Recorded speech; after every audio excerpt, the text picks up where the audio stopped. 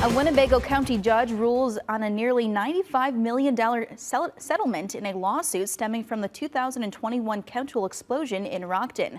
WIFR reporter Sydney Stoffregan is live outside the Winnebago County Courthouse, where dozens of residents joined via Zoom, hoping to put this 3-year-long journey behind them. Anna Marie, 17th Circuit Court Judge Stephen Balow approved the $94.5 million settlement just this afternoon, and it's for residents affected by the massive Chemtool explosion. Residents within a 3-mile radius of the plant joined forces to sue Chemtool, claiming their property lost value because of the damage from the smoke and debris of the explosion. In all, more than 3,000 homeowners filed claims as part of this lawsuit. In May of this year, a $94.5 million settlement was reached to compensate some residents for any damage.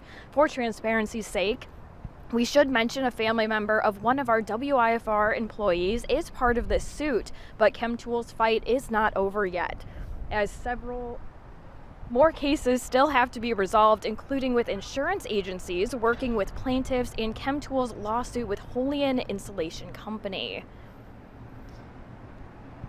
Residents can expect to receive their share of the settlement later this year. In Rockford, Sydney Stoffregan, WIFR News.